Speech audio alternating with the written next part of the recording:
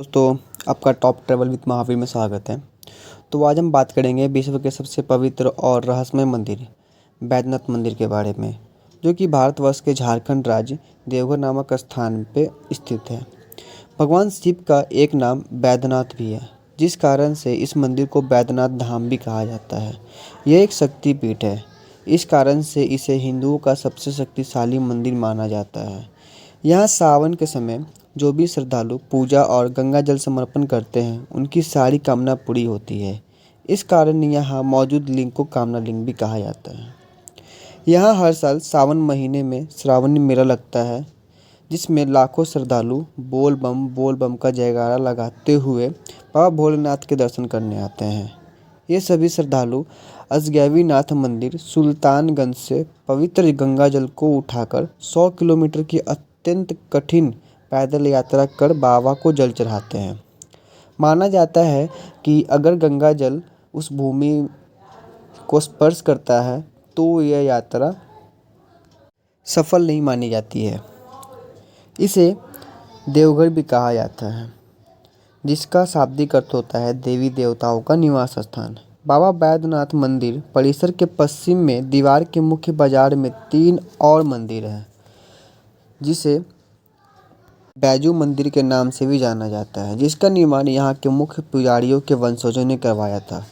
प्रत्येक मंदिर में भगवान शिवलिंग स्वरूप में अवस्थित है। माना जाता है कि बैद्यनाथ मंदिर की यात्रा तब तक अधूरी है जब तक बासुकीनाथ मंदिर में दर्शन नहीं किए जाए। यह देवघर से 42 किलोमीटर दूर जरमुंडी गांव पे स्थित है। इस मंदिर की एक और खासियत है कि विश्व में भगवान शिव की जितनी भी मंदिर हैं, सभी मंदिरों के शीर्ष पर त्रिशूल लगा दिखता है, मगर बैद्यनाथ धाम परिसर के शिव पार्वती लक्ष्मी नारायण व अन्य सभी मंदिरों के शीर्ष पर पंचशूल लगे हैं। इस पंचशूल को महाशिवरात्रि के 2 दिन पूर्व सभी मंदिरों से उतारे जाते हैं और शिवरात्रि से 1 दिन पहले साफ सफाई पूजा अर्चना कर उस पंचशूल को पुनः उस शीर्ष पर लगा दिया जाता है। इस दौरान पंचशूल को स्पर्श करने के लिए भक्तों की भीड़ उमड़ पड़ती है। पंचशूल को उतारने और पुनः स्थापित करने तक बाबा और पार्वती मंदिर के गठबंधन को हटा दिया जाता है। इस मंदिर का निर्माण एक सच्ची घटना पर आधारित है। माना जाता है कि एक बार असुरों के राजा श्री रावण हिमालय पर जाकर शिव जी की प्रशंसा के लिए तप करते हैं। वह अपने सिर काट कर शिवलिंग पर चढ़ाना शुरू कर देता है। एक एक करके 9 सिर चढ़ाने के बाद 10वां सिर काटने ही क्यों होता है कि उतने में ही शिव जी प्रसन्न होकर प्रकट हो जाते हैं। उन्होंने उनके 10 सिर जो के त्यों जोड़ दिया और उनसे वरदान मांगने को कहा। रावण कहता है कि हे प्रभु, मैं आपको अपने लंका ले जाने के लिए आया हूँ।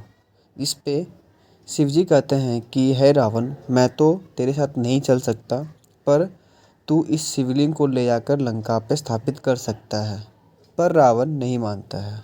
वह बोलता है कि हे प्रभु, मैं आपको ही लेकर जाऊंगा। अब शिवजी कहते हैं कि ठीक है, ऐसा करता हूँ, मैं इस शिवलिंग में समा जाऊंगा। तुम्हें इस शिवलिंग को अपने सर पर रख के ले जाना पड़ेगा, पर एक चेतावनी है। इस शिवलिंग को यदि मार्ग में रखते हो तो वह वहीं पर अचल हो जाएगा।